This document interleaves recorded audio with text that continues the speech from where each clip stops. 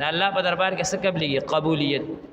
ډیر مثالونه دي خو زه به خبره مختصر کم او د قابلیت او د قبولیت یو وړوکی مثال به ذکر کم. یو ښځه ده مثلا ډیره حسین هم ده، ډیره مالدار هم ده، ډیر خشته خاندان هم دی، ډیرې ډګریانې هم ورسره دي. هغه واده شوه یو ځوان ته هغه واده شوه. اوس د دې سره هر څه برابر دي، پیسې هم شته، حسن هم شته، خاندان هم شته، ډګریان هم شته، هر څه شته. نو قابلیت خو په دې کې شته چې دا هر څه شته، قابلیت خو خود شته. خو لیکن دا بیا هم که د دې سره د خاون کور سم رانلو نو دا بیا ټول عمر جاړي. هلته قبولیت رانلو، قابلیت خو رالو، قبولیت رانلو، دې سره خو قابلیت د انتها دی. خو د خاون په دربار کې د دې قبولیت رانلو، ټول عمر د دې په اور کې پرېوتو، ټول عمر د دې تباه او برباد شو.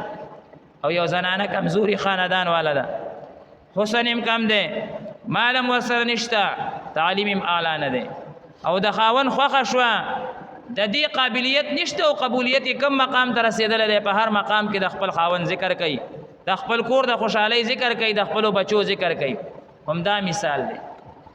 یو کس د الله په در کې قبول شو، که د سره قابلیت نمشته، الله اکبر، د سره قابلیت نمشته، الله تعالی د دنه کار اخلي. لوی مقام ابراهیم علیه السلام د الله په در کې قبولو او د قبولیت فکر ورسره. ما چې تاسو ته آیت مبارکه وي، ابراهیم علیه السلام او اسماعیل علیه السلام چې کله خانه کعبه غونتی عظیم مقام جوړ کړو، الله ستاسوي ربنا تقبل منا انك انت السميع. یا الله مو خپل کار ښکارا کو.